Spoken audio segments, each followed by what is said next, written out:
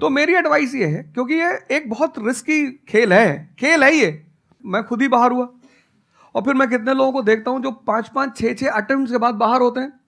तो जिनको भी इस गेम में शामिल होना है, एक अटेम्प्ट सीरियसली आपका होता है, बहुत अच्छा है। आपको मैक्सिमम रिस्क लेना है तो आप 2 ले लो, उसके बाद आप अपना काम शुरू करो जो आपका सेकंड लाइन थॉट था। कोई लॉयर बनना चाहता है, कोई मेडिकल लाइन में जाना चाहता है, कोई मतलब जो भी आप एंटरप्रेन्योर बनना चाहते हैं आप करो, लेकिन अपने वो रिवीजन वाले 4 आवर बचा के रखो। आपने कितने अटेम्प्ट्स दिए थे सर? 4 अटेम्प्ट्स आपने दिए थे। और आपने कहीं से कोचिंग ली थी, यानी लाखों रुपए दिए थे कोचिंग में? नहीं, तब लाखों नहीं थे, तब हजारों थे। अच्छा, हजारों रुपए आपने खर्च करे थे और आप एक मिडिल क्लास बैकग्राउंड से थे। तो टोटल 4 साल में आपका कितना पैसा लग गया होगा? रहना, खाना, पीना, और आपने तो पूरी तैयारी करी होगी, साथ में कुछ और नहीं किया होगा? I think so. कुछ नहीं किया, बिल्कुल। तो कितना आपका 4 साल में अच्छा खासा पैसा? 5-6 लाख रुपए लगे। 5-6 लाख रुपए उस समय लगे। आज के समय पे अगर किसी को कोचिंग लेनी है तो आई थिंक इससे 3-4 गुना, 5 गुना आराम से लगेगा। आराम से लगेगा। तो 15-20 लाख रुपए उस इंसान का लग गया, और वो है एक मिडिल क्लास बैकग्राउंड से। अब वो कहीं ऐसा तो नहीं कि वो ना यहाँ करा ना वहां करा 4-5 साल बाद? हाँ, वही मैंने कहा कि अब आप, जब हमारे समय तो ठीक था, अब आप रिस्क पूरा नहीं ले सकते। You have to be cautious. अब इनको कॉशियस होना पड़ेगा कि ठीक है, जैसे बड़े सारे लड़के क्या करते हैं, वो 1-2 अटेम्प्ट ऐसे ही देते हैं। अब तो इनके पास 6 अटेम्प्ट है, ओबीसी हैं तो और ज़्यादा है, SC ST हैं तो और ज़्यादा है। और मैं कहूँगा आप किसी भी कैटेगरी से आते हैं, आप 2 अटेम्प्ट से ज़्यादा कभी मत मानिए। ये पॉइंट बहुत अच्छा है कि आइडियली आपको अपने माइंड में ये रखना है कि एक ही अटेम्प्ट है मेरे पास में, मैक्सिमम अगर आपकी फैमिली अफोर्ड कर सकती है तो 2 अटेम्प्ट है। बिल्कुल। उसके बाद में अपने काम पे ध्यान देना है और इसको एज अ रिवीजन की तरह देखना है, मतलब इसको साथ साथ में चलाना है। ये नहीं कि अपने 5 साल या 6 साल लाइफ के सारे यही निकाल दिए और सारा पैसा घर वालों का लगा दिया, या उन्होंने खेत बेच दिया या लोन ले लिया। ऐसी बहुत कहानियां मैंने सुनी है सर लोगों की, और बहुत ही दर्द होता है ऐसी कहानियां देख करके। ऐसे लोगों की जो कहानियां हैं वो उसको सुन करके बहुत ही बुरा लगता है अंदर से। चलिए आगे बढ़ते हैं जी। Sir, I wanted to ask how to fight the basically fear that we feel.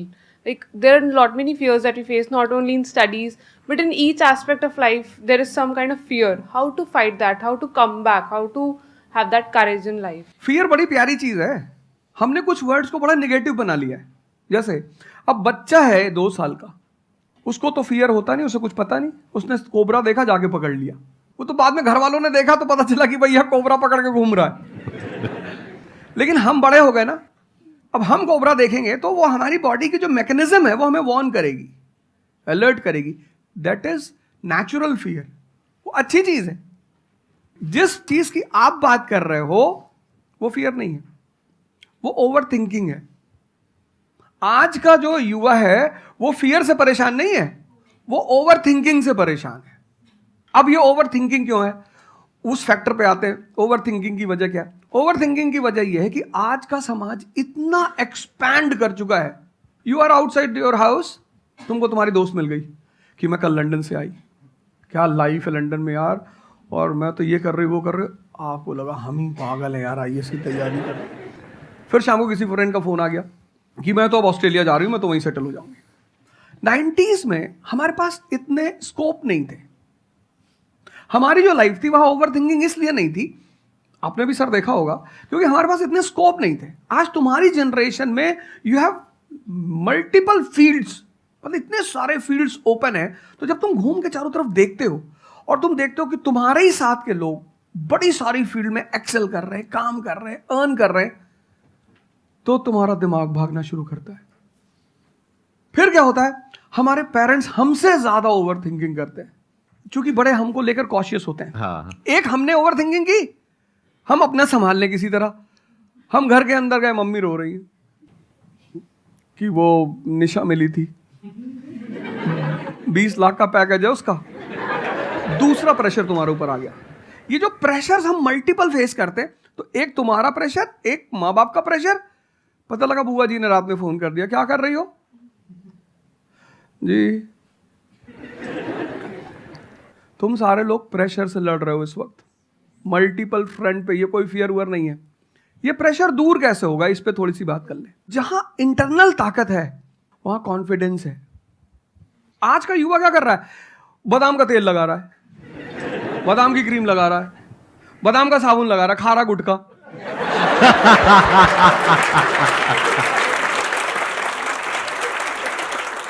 आप लोगों को चूंकि हर तरफ प्रेशर झेलना है, तो प्रेशर झेलने का सबसे अच्छा तरीका होता है इंटरनल पावर। तभी तो मैं जहां भी जाता हूं एक चीज रिपीट करता हूं, योगा करो, ध्यान करो। ध्यान करोगे मन ताकतवर हो जाएगा। सर आपने जैसे कि अभी बोला कि मेंटल स्टेट के लिए एक्सरसाइज करो, योगा करो, तो पहले तो मैं फिजियोथेरेपिस्ट हूँ, ठीक है। मैं सुबह से मतलब योगा या एक्सरसाइज है मेरा डेली रूटीन है, करना भी और कराना भी। उसके बाद भी at the end of the day मैं डिप्रेस हो जाती हूँ। ये नहीं कि मन नहीं लगता, इस चीज़ में ही मन लगता है, फैमिली से भी पूरा मन लगता है, ठीक है। उसके बाद भी end of the day depress हो जाती हूँ। तो उसको डिप्रेशन कैसे कम करी जाए? हम किसके साथ रहते हैं वो बहुत इंपॉर्टेंट है। मेरे एक दोस्त मेरे साथ आ रहे थे आज से करीब 7-8 साल पहले, धौला कुआं से। रात का टाइम था और हम दोनों, मैं गाड़ी चला रहा था, हम इंडिया गेट के सामने से निकले तो उन्होंने मुझसे कहा कि अब हम बुढ़े हो गए हैं। मैंने गाड़ी रोकी, मैंने कहा उतरो।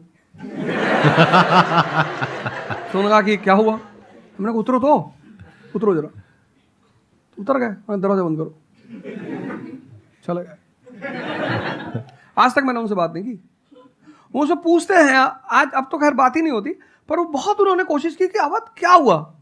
तुम दिन भर अपने आप को मोटिवेट करती हो, काम करती हो, जब तुम वापस घर में आती हो, अपने समाज में जाती हो, तो सब तुम्हारे मेंटल स्टेटस का थोड़ी है, वो तुम्हारी सारी ऊर्जा को खींच लेते हैं। इसीलिए तो माँ बाप हमारी संगत पे बड़ा ध्यान देते हैं। तुम्हें लगता होगा कि माँ बाप कितने बदमाश हैं, माँ बाप भगवान हैं। उनका एक्सपीरियंस तुम अपने दोस्तों को लेके जाया करो उनके सामने। कोई अल्ट्रासाउंड क्या करेगा जितना माँ बाप करते हैं? कोई स्कैनर क्या करेगा? सही बात है, देख के कोई 2 मिनट फोटो में कैमरा पता क्या चल फोटो खींचेगी, देख के बता देते हैं। बहुत बहुत दुष्ट है ये, इसकी आंख के नीचे देखो यहाँ निशान है, बहुत दुष्ट है ये। और वो लॉजिक भी बड़ी अच्छी सी देते हैं, कोई कुछ भी देते हैं लेकिन बड़ा अच्छा सा लॉजिक देते हैं। तो ये हमारे साथ होता है। इसलिए हमें पहले गुरुकुल भेजा जाता था, और आज की हमारी सोसाइटी इसको सिर्फ नेगेटिव दिखाई पड़ रहा है। मैं अभी अब घर गया था, हमसे लोग कह रहे भैया 24 का चुनाव लड़ोगे? मैंने कहा यार पॉलिटिकल पार्टियां कह रही कि तुम सीधे प्रधानमंत्री बन जाओ। अननेसेसरी परेशान किए हुए, अननेसेसरी दूसरों से मत। और ये एक जगह का नहीं है, ये यूनिवर्सल हो चुका है। तुमने कह दिया कि मैं आईएएस की तैयारी कर रही हूँ, अरे नहीं होता किसी का। तिवारी जी की लड़की दी थी, 2 साल बाद पागल हो गई। तुम इतने डिप्रेस समाज में रह रहे हो। वो तो महेश्वरी जी जैसे लोग हैं जिन्होंने बहुत लोगों को जिंदा कर रखा है। Thank you sir. जब आपको कोई सहारा नहीं होता, आपने टाइप किया संदीप महेश्वरी, एक वीडियो आ गया, आप रिलैक्स हो गए। जब आप इन्हें सुनते हो तो आपका टेम्परेचर हाई होता है। तो एक ही आदमी को आप सुनते हो ना जिससे टेम्परेचर हाई हुआ, हमको सुन लिया कुछ ज्यादा ही हाई हो गया। लेकिन 2 लोगों को छोड़ दो, 3 लोगों को छोड़ दो, 4 लोगों को, ऐसे 10-12 लोग हिंदुस्तान में है, पॉपुलेशन 1 बिलियन 50 करोड़। तो तुम 10 लोगों को सुनो और बाकी जो तुम्हारे साथ 500 जुड़े हैं वो तुम्हें तो नीचे ही ले जा रहे हैं। इससे बचो, अपनी सर्कल को थोड़ा सा रिजर्व करो। तुम किससे बात करते हो, कौन सा लिटरेचर पढ़ते हो, लिटरेचर पर ध्यान दो। जैसे मैं रश्मिरथ पढ़ता रहता हूँ, खाली हुआ प्रसादों के कनकाब शिखर होते कबूतरों के ही घर। ये जो बड़े बड़े मकान हैं, कभी किसी बाज को यहां रहते हुए देखा? कबूतर रहते हैं। क्या लाइन है, प्रसादों के कनकाब शिखर, कितने मतलब महलों के जो बड़े बड़े शिखर, उसमें सिर्फ कबूतर रहते हैं। प्रसादों के कनकाब शिखर होते कबूतरों के ही घर, महलों में गरुड़ न रहता है, कंचन पर कभी न सोता। कंचन मतलब सोना। लग्जरी नहीं चाहिए। तुम लोग इतनी लग्जरी चाहते हो, लग्जरी आदमी को मेंटली कमजोर बनाती है। मैं आश्रम में था, मैंने ज्यादा खाना खा लिया। मेरा एक नियम है, नो एक्सरसाइज नो फूड। मतलब अगर एक्सरसाइज नहीं करूंगा तो मैं खाना नहीं खाऊंगा। वहां एक बाबा जी, वो प्रेम में उन्होंने घी पे घी डालते चले, मैंने खा लो। फिर वो हुआ कि भाई यहाँ घूमेंगे, चारों तरफ जंगल है, डरा दिया इन लोगों ने। एक बार एक भालू एक आदमी की टांग काट के ले अरे मैंने कहा आज कोई भालू वालू नहीं आएगा, मैं जाऊंगा। फिर मैंने 4-5 लोगों को तैयार किया अपने साथ, उनको थोड़ा मोटिवेट किया कि जंगल में घूमने से ऑक्सीजन लेवल बढ़ता है। वो लोग भी तैयार हो गए कि चलो। तो हमारे साथ एक साहब अमेरिका से आए हुए थे, वो भी वॉक करने निकले, बोले हम भी चलेंगे। मैंने कहा भाई साहब क्यों जा रहे हो? कहते हम भी चलेंगे। मैं उनका नाम नहीं लूंगा, किलोमीटर के बाद उन्होंने मुझसे कहा मेरे बैग में यहाँ बहुत पेन हो रहा है। 1 किलोमीटर। तुम लोगों ने पता है अपने आप को कष्ट देना छोड़ दिया है। You are dying for luxury, you have become weak physically and mentally. थोड़ा थोड़ा सा कष्ट दो अपने आप को, थोड़ा टेम्परेचर हाई रखो, थोड़ा बड़े टेम्परेचर वालों के साथ रहो। हमने अपने आप को कष्ट, हम कौन सी नॉवेल पढ़ रहे हैं? Half girlfriend. अच्छी है, अच्छी है, अच्छी, मैं ये नहीं कह रहा हूं, मैं कुछ बोल देता हूं। अच्छी है मतलब आपने पढ़ी है।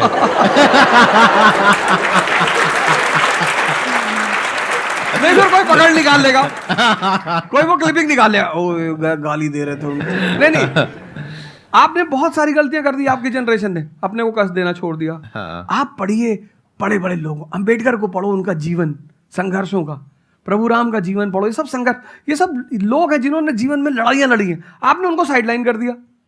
आप राणा प्रताप के बारे में कुछ जानते ही नहीं हो, आपको वो पोएम याद ही नहीं है, खूब लड़ी मर्दानी वो तो झांसी वाली रानी थी। आपको तो एक चीज बता दी, twinkle twinkle how I wonder. आप वंडर किए जा रहे हो पूरी जिंदगी में। आपने कहा कि पूरे दिन मैं अपना काम करती हूँ, दैट इज फिजियोथेरेपी जो आप करते हैं, और शाम तक आते आते आपको थोड़ा सा डिप्रेस फील होता है, थोड़ा सा डाउन फील होता है, तो उसके पीछे क्या रीजन है आप बताइए। जैसे कि मैं बाकी पेशेंट देखती हूँ पूरा दिन में, हाँ, हाँ। बट जब मैं घर पे आती हूँ तो मैं अपने मम्मी पापा को देखती हूँ, ठीक है। जो मैं उनको कहती हूँ कि आपको ये एक्सरसाइज करनी है, ये करना है, आपके लिए ये ज़रूरी है, वो ये नहीं करते। तो फिर वो मुझे डिप्रेस होता है कि मैं जब सबको सही करती हूँ और मैं अपने घर में ही सही नहीं कर पा रही। आप सबको सही नहीं करते हो, आप उन लोगों को सही करते हो जो आपके पास आते हैं। हाँ एग्जैक्टली। तो अगर आपके पेरेंट्स सही नहीं होना चाहते हैं तो उनको कौन सही करेगा? बेसिकली हमारी प्रॉब्लम क्या है कि जो नहीं करना चाहता उसको भी करवाना चाहते हैं। एग्जैक्टली। फॉर एग्जाम्पल, आप में से यहाँ पे कुछ लोग बैठे हैं और बैठे हैं जो कहते हैं कि भाई आप कुछ भी बोल दो, हम तो जैसे थे वैसे ही रहेंगे, उखाड़ लो जो उखाड़ सकते हो, आप अकेले आ जाओ, आप साथ में ओझा सर को ले आओ, आप 10 को ले आओ, हम तो नहीं बदलने वाले। उनका कोई कुछ कर सकता है? समझ गए? तो यहाँ पे किसका एक्चुअल में किसकी लाइफ बदलने वाली है? यहाँ पर हो सकता है कुछ साल बाद आप ही में से कोई यहाँ पर बैठा होगा, बट वो इंसान कौन होगा? जो खुद अंदर से बदलना चाहता है ना। Yes sir, thank you sir. Please have a seat, बैठिए। मेरा संदीप सर से ये क्वेश्चन है कि जैसे हम लोग जब आपकी वीडियोस देखते हैं तो हम लोग मोटिवेटेड हो जाता है कि हम लोगों को गवर्नमेंट से या फिर इन सब फील्ड्स में छोड़ के अपना कुछ स्टार्ट करना चाहिए जिससे देश में एंटरप्रेन्योर्स या फिर जॉब्स बढ़े। फिर हम लोग देखते हैं आप लोगों को कि भाई यूपीएससी में एक ऐसी पावर होती है जो हम करना चाहते हैं, वहाँ पे हमको डायरेक्ट पावर मिलती है। जैसे कि मैं अगर एजुकेशन के फील्ड में कुछ अच्छा करना चाहती हूँ तो मेरे पास डायरेक्ट पावर होती है कि हम लोग वहाँ से कर सकते हैं। तो मैं ऐसा, मेरे पास ये क्वेश्चन फिर मतलब दोनों में कॉन्ट्राडिक्शन चलता रहता है। ना कॉन्ट्रडिक्शन नहीं चल रहा है ये। इसे कॉन्ट्रडिक्शन नहीं कहते, इसे कंफ्यूजन कहते हैं। मतलब एक गोल होता है ना, या फिर एक मतलब हमारे पास एक टारगेट होता है कि हम ये काम करने के लिए यूपीएससी में जा रहे हैं। नहीं, सरकार जो कहेगी वो करना है। हाँ, I was about to say that. आपका क्या गोल है? आप क्यों कर, और आप आपका नेता क्या थोड़ी है, target है? आपकी पार्टी का मैनिफेस्टो थोड़ी है, घोषणा पत्र। आप एक राजपत्रित अधिकारी हैं, गैजेटेड ऑफिसर। आपका जो मिनिस्टर होगा फोन मिलेगा, मैडम जी हाँ ये कस्तूरबा गांधी प्लान में अभी तक कितना काम हुआ? जी sir, I give the review in the evening sir. Okay, thank you. ठीक है मैडम, बाय, खत्म। सो आपका कहने का मतलब है कि जो सिविल सर्वेंट बनते हैं या आईएएस ऑफिसर बनते हैं उनके पास कोई पावर नहीं होती? पावर होती है जब तक जनता अपनी पावर नहीं समझती। आज की डेट में इस देश में पावरफुल कौन है? जनता। We the people of India solemnly resolve. Yes sir. ये जनता बेचारी पावर जानती है तो डीएम का ऑफिस में चले जाते, हुजूर इसको बेचारे को बताएं, नेता देखा, मेंबर ऑफ पार्लियामेंट देखा, क्या पैर छू लिए, तेरे फूफा है? नहीं भैया नहीं भैया, सांसद जी हैं। सांसद जी हैं तो क्यों पैर छू रहा है? तो पावर इस असलियत में इस देश की जनता के पास है। चूंकि वो जानती नहीं है इसलिए तुमको इनके पास इनको काम करने का अधिकार है। ये है the right to work, the right to implement. लेकिन चूंकि जनता अपने अधिकार को नहीं जानती तो तुम्हें दूर से दिखाई पड़ता है कि अरे आप बेटा कंफ्यूजन से बाहर आओ, ठीक है? और ग्लैमर मत देखो। आप बेसिकली पावर नहीं देख रहे हो, आप ग्लैमर देख रहे हो। आपको जो करना है उसको डिसाइड कर लो आप, और उस रास्ते पे आगे बढ़ो कि आप कल किसी भी फील्ड के मुकेश अंबानी बन जाओ, अडानी बन जाओ, वॉरेन बफेट बन जाओ, बिल गेट्स बन जाओ। इस रास्ते पे जाओ। Thank you sir. मैं यहाँ पे थोड़ा सा ऐड करता हूँ कि जो आपने बोला ना कि ये कॉन्ट्रडिक्शन है, सबसे पहले तो जो सर ने बोला कि ये कोई कॉन्ट्रडिक्शन नहीं है, ये कंफ्यूजन है, बिल्कुल सही बात है। अब कंफ्यूजन क्या है, उसकी जड़ क्या है? आप क्या कर रहे हो? आप बस हम लोगों की बातें सुन रहे हो। यहां से मैंने कुछ बोला, इन्होंने कुछ बोला, दोनों अलग अलग स्टैंड पॉइंट है। मतलब इस दुनिया में आर्ट्स भी है, साइंस भी है, कॉमर्स भी है। अब आप कहोगे अब इन तीनों में कॉन्ट्रडिक्शन है। अरे कॉन्ट्रडिक्शन नहीं है, अलग अलग लोगों के लिए अलग अलग स्ट्रीम्स है। डिपेंड्स अपॉन कि आपकी प्रेफरेंस क्या है, आपकी प्रायोरिटीज क्या है। तो आपको तीन चीजें देखनी पड़ेंगी, एक अपना पास्ट, अपना प्रेजेंट और अपना फ्यूचर।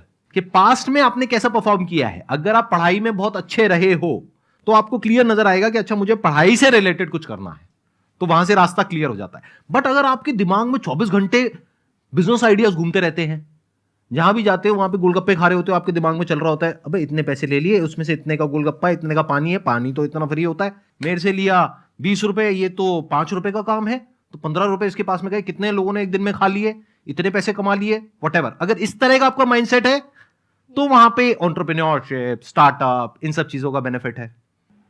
तो हर रास्ता हर एक के लिए नहीं होता है। तो ये आपको कैसे समझ आएगा? अपने पास्ट को देख करके। दूसरा, अपने प्रेजेंट को देखो कि आपके पास में क्या रिसोर्सेज हैं।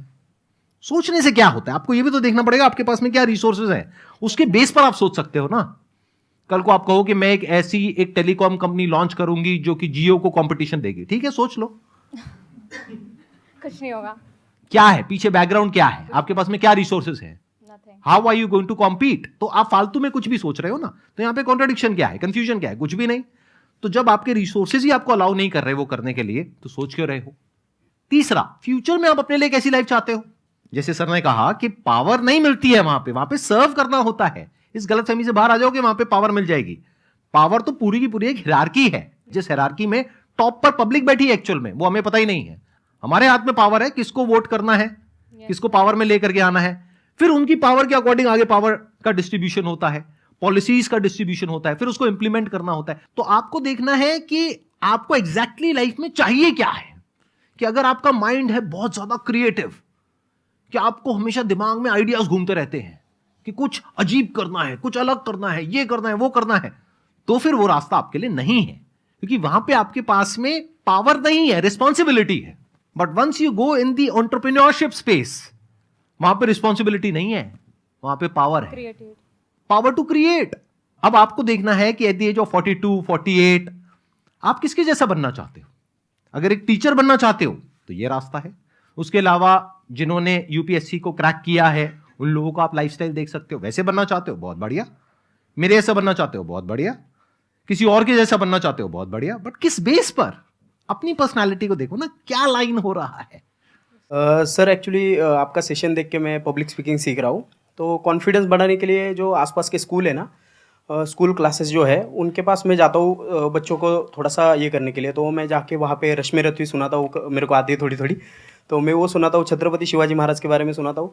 तो उन बच्चों का मैंने थोड़ा नोटिस किया, तो वो क्या कह रहे थे मुझे कि सर जो टीचर है अभी जो सिखा रहे वो बस सब्जेक्ट के बारे में बताते हैं और बोरिंग तरीके से सिखाते हैं, ना कोई एक्स्ट्रा कुछ एक्टिविटी नहीं करवाते, कुछ नहीं करवाते। और जब ऐसा कोई एडिशनल गेस्ट आता है जो कुछ एडिशनल सिखाता है, तो उनका माइंडसेट थोड़ा चेंज होता है कि सामने वाले टीचर से भी वो वही एक्सपेक्ट करते हैं। तो मुझे कभी कभी लगने लगा है कि मैं जाके गलत कर रहा हूँ, या वो टीचर का, वो स्टूडेंट का देखने का नज़रिया बदल रहा है, तो वो वहीं से वो एक्सपेक्ट कर रहा है और उनका मन वहीं पे नहीं लग रहा है वो सब्जेक्ट में। तो अभी मैं क्या काम करने के दो तरीके हैं। एक, आपको काम करना ही है, कोई ऑप्शन नहीं है। एक है आप किसी भी कीमत पे काम करना चाहते हो। जैसे मैं किसी भी कीमत पर पढ़ाना चाहता ही हूं। इसने मुझे इज्जत दिया, सम्मान दिया, प्रेम दिया। मैं एक शादी में गया था 2 दिन पहले, लोग दूल्हे उल्हे को छोड़ के मेरे पास आ गए। दूसरा बेचारा फ्रस्ट्रेशन में क्या किया, हमसे मैसेज किया, अब तुम यहाँ से चले जाओ। मतलब उनके भाई ने मुझे मैसेज किया, बड़े भाई ने कहा, अब यार तुम यहाँ से जाओ, शादी नहीं हो रही है। मतलब वो द्वार चार वगैरह सारा प्रोग्राम था, वो सब बाहर हो जाओ सर, हो जाओ सर। तो हमारा जो देश का शिक्षक है उसके मन में कोई मोटिवेशन नहीं है कि वो क्यों पढ़ाए। जैसे हमारे घर मामा आए, हमारे उनके आने पे हम बड़े खुश होते थे कि मामा आए। क्यों? क्योंकि हमें पता था कि जब जाएंगे तो पैसा देके जाएंगे। इस देश के शिक्षक को, सरकार को कुछ ऐसा करना चाहिए कि उसके मन में एक मोटिवेशन हो कि 6 बजे का स्कूल है, वो सुबह 4 बजे पहुंच जाए। कुछ ना करे इस देश की सरकार, सिर्फ उनको वीआईपी का दर्जा दे दे। फिर आप देखना, पैसा तो कौन नहीं कमा रहा है, शिक्षक सम्मान चाहता है। तो मैं अपने टीचरों से पुराने मिलता हूं, तो जैसे कहीं मिल गए वो सड़क पे, मैं खड़ा हो गया, रोक दिया सब, हाँ सर, अब पैर चले, तुरंत ऐसे सीना उन्हें चौड़ा कर लेते हैं कि हमारा बच्चा है जी। शिक्षक एक दुनिया की ऐसी लॉबी है जिसको सम्मान चाहिए। आप लोग कहीं भी अपने पुराने टीचरों को मिला करो, ठीक है, हो सकता है उन्होंने आपको कभी मारा हो, डांटा हो, कुछ बोला हो, लेकिन अब आप उनको थोड़ा सम्मान दे दिया करो, उससे बड़ा उन्हें फील होगा। हमारे देश के शिक्षकों के पास इनर मोटिवेशन की कमी है। कुछ लोग हैं जो इंडिविजुअल मोटिवेटेड रहते हैं, वो करते हैं कई सारे टीचर, लेकिन वो इंडिविजुअल, कुछ लोग होते हैं ना जिनको अपने धर्म का एहसास होता है, उनके लिए वो ड्यूटी नहीं होती, वो धर्म है उनका। तो वो तो जैसे भाई आप जाके आप धर्म के रूप में कर रहे हैं, हाँ। 2-4 टीचर और भी कर रहे हैं, 10 टीचर और भी कर रहे हैं, लेकिन सरकार को टीचरों को कुछ तो ऐसा करना चाहिए कि उन्हें फील हो कि नहीं यार ये हमारा देश है, ये हमारे बच्चे हैं, हमें इनको बनाना है और ऊपर उठाना है। तो अगर सरकार कुछ ऐसा कर देगी ना, सेल्फ मोटिवेशन दे देगी, अरे फिर तुम देखना इस देश के टीचरों को। सर इसमें आपसे बात करते करते ना मेरे माइंड में एक सॉल्यूशन आ रहा है, क्योंकि एज एन एंटरप्रेन्योर मेरे माइंड में सिस्टम्स एंड प्रोसेसेस घूमते हैं। मतलब मेरे माइंड में ये घूमता है कि कैसे एक प्रॉब्लम है उसको सिस्टम में कन्वर्ट कर दिया जाए, जो कि वो काम अपने आप हो जाए, क्योंकि ऐसे बहुत ही कम टीचर्स होंगे जो अंदर से मोटिवेटेड होंगे। तो ये थ्योरेटिकली तो बड़ा अच्छा लग रहा है सुनने में, बट हजारों में कोई एक आध होगा। बिल्कुल बिल्कुल। तो अब मेरा स्टैंड पॉइंट क्या है कि क्या हो अगर जैसे हम ई कॉमर्स वेबसाइट्स पे जाते हैं, वहां पे प्रोडक्ट के रिव्यूज होते हैं, रिव्यू कौन देता है? जो कस्टमर है। तो टीचर का रिव्यू कौन दे सकता है? जो बाहर बैठा है उस कमरे से वो, या जो कमरे के अंदर बैठे हैं? तो अगर कुछ ऐसा सिस्टम हो जाए, एक ऐसा प्लेटफॉर्म बन जाए गवर्नमेंट का जहां पे सारे टीचर्स लिस्टेड हो और based upon the number of reviews and the quality of reviews उनको रिवॉर्ड दिया जाए अच्छा point है। ऑटोमेटिकली, कि मतलब जो नंबर 1 पे आया उसकी सैलरी डबल, कि अगर उसकी 50,000 है तो 1 लाख। बहुत अच्छा सोल्यूशन। Why not? और जिसके इतने रिव्यूज आए, यानी जिसके 4 स्टार या उससे ऊपर आए, उनकी सैलरी सीधा डबल हो गई। तो फिर देखो क्या मजा आता है। फिर हिस्ट्री पढ़ाने का जो स्टाइल है ना, वो सारे टीचर्स आएंगे अवध ओझा सर के चैनल पर और आकर के सीखेंगे भाई क्या कहानी है ये, ऐसे कैसे पढ़ाएं कि बच्चे दीवाने हो जाए। और फिर अपने आप को अपग्रेड करेंगे। नहीं तो अपग्रेड करने की मोटिवेशन कहाँ है? जैसे एक एंटरप्रेन्योर होता है, उसके पास में तो मोटिवेशन होती है कि अगर मैंने अपने जो भी प्रोडक्ट है, सर्विस है या काम है, उसको अपग्रेड किया तो करते ही मेरे को इमीडिएट रिवॉर्ड मिलेगा। जैसे सेल्स टीम में अगर आप कहीं पर काम करते हो, कितने लोग सेल्स डिपार्टमेंट में है, अलग अलग कंपनी में जो जॉब कर रहे हैं, तो सेल्स में इंसेंटिव का एक सिस्टम होता है। तो वहां पर क्लियर पता होता है कि मैंने ये टारगेट अचीव किया तो ये है। तो एक क्लियर कट टारगेट होना चाहिए which is measurable, not theoretical but actual, objective not subjective. कि ऑब्जेक्टिव एक टारगेट होना चाहिए in terms of numbers which can be calculated, and a transparent system जहां पे स्टूडेंट्स वोट करेंगे और जो टीचर्स जीतेंगे पूरे इंडिया लेवल पे या स्टेट लेवल पे, उनको बुला करके जो हमारे देश के प्रेसिडेंट हैं या प्राइम मिनिस्टर हैं, वो आकर के रिवॉर्ड देंगे। Yes sir.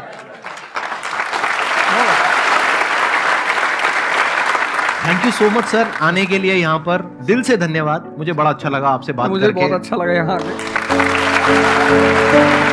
Thank you so much.